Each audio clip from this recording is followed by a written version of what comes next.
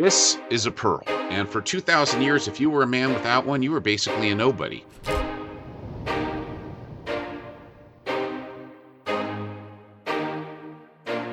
But what about now? Can men wear pearls? Should they? Can pearls be masculine? Today I'm going to convince you that pearls were never meant to be gendered and that the whole only for women thing, well, it's just a result of some 20th century marketing and good timing. Stay with me and I'll walk you through how kings, warriors all wore pearls before you were told not to. I'll show you how this little gem went from the neck of Genghis Khan to your grandma and why it's time to fix that. And if I do a good job, I think you'll be convinced at the end of this video that all men can and should wear pearls, and I'll show you who's wearing them now and how they're wearing them. So if you think pearls are just for girls, well, buckle up because history says otherwise.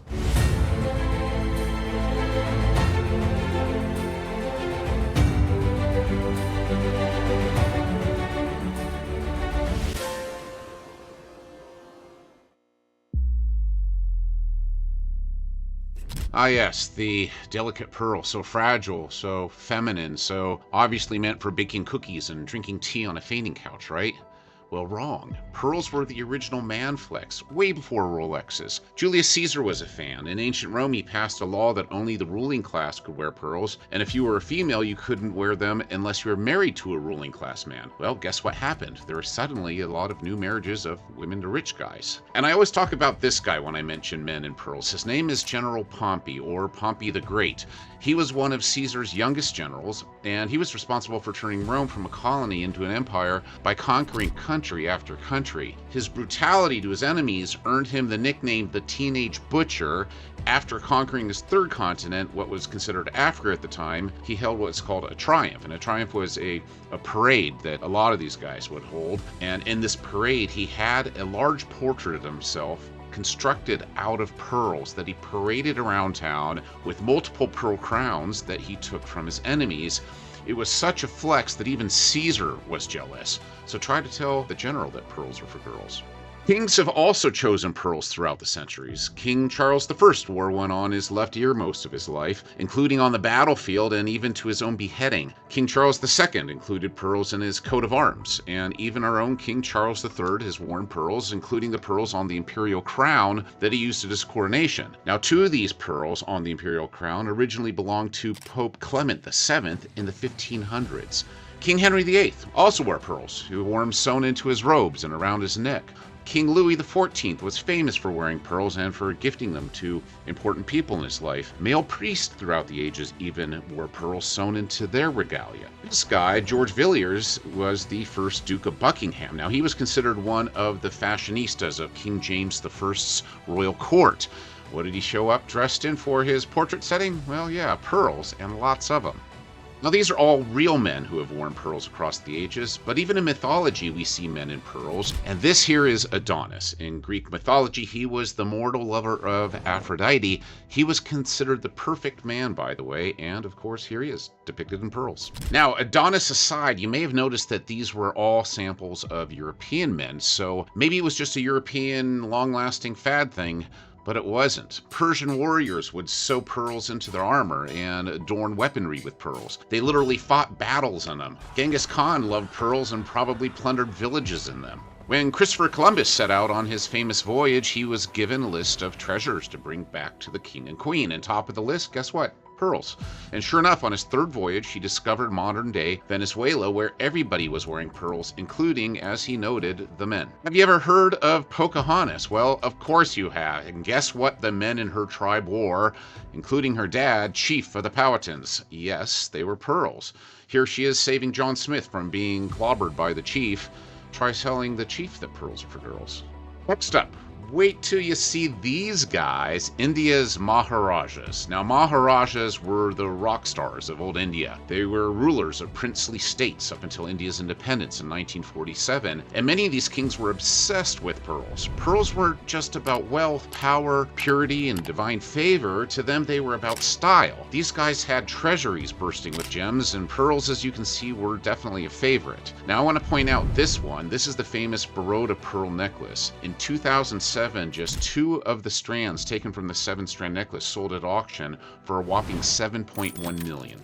All right, so this is where it gets interesting. We just covered over 2,000 years of men wearing pearls.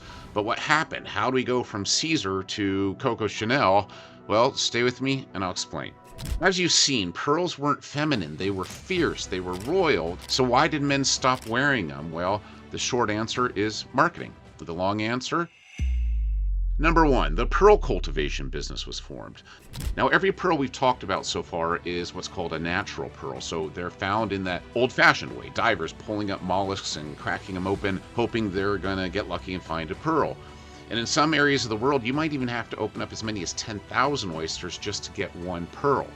The likelihood of finding a large, perfectly round pearl was even more rare, so this is why pearls have been the world's most expensive gem for much of history. But with the invention of pearl farming and with Mikimoto, you may have heard him, opening up stores to sell his cultured pearls in all the major fashion districts of the world. And while still pricey, pearls became more accessible and more affordable. So who were the shoppers in these luxury markets? Well, they tended to be wealthier women.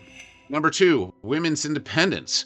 During World War I, men were stepping out of suits and into uniform. America had lost 116,000 men during this war, while women were going to work and beginning to create their own financial independence. Not to mention, with the ratification of the 19th Amendment to the Constitution in 1920, women were finally able to vote. So these were all a huge shift from the Victorian era that we were just coming out of. As we moved into the 1920s, more and more women were making their own money. They had disposable income, they drank in public, they flirted, they wore tight dresses and rouge makeup, things that just weren't acceptable before.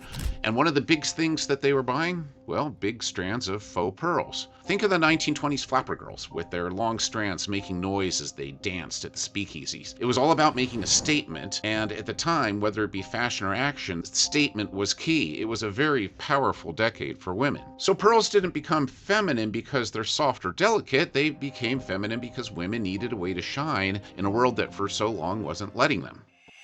Number 3, enter Coco Chanel. Well, with great timing and smart marketing, Coco Chanel starts producing faux pearl jewelry in 1924. She became known for layering, so wearing multiple length strands all at the same time, and she was great at selling the look. Now, the 1920s man wasn't their target customer.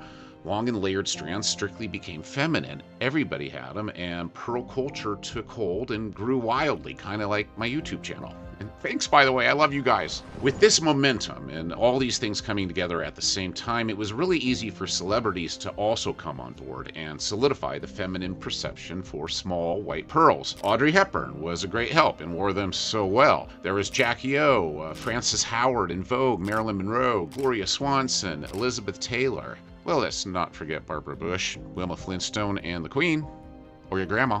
Fast forward to today. Men are catching on again.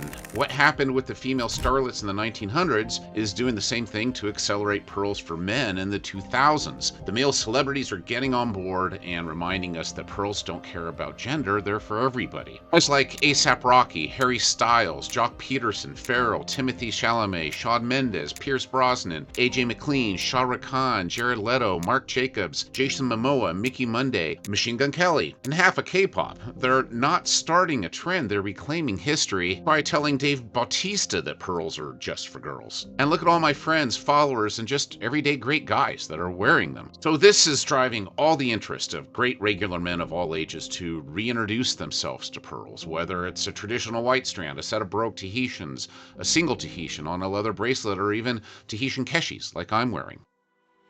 Okay, we're at the end now, and I want to know, did I convince you? Light up the comments with whatever your opinion is. They're all welcome here, as long as you keep it nice. And I love talking with you guys, so I'm grateful for your support of my channel. And knowing that you're there and watching is really such a great inspiration to me. Thank you. This is the place to learn about pearls, so please subscribe if you haven't for more pearl talk, pearl fashion, and certainly more men in pearls.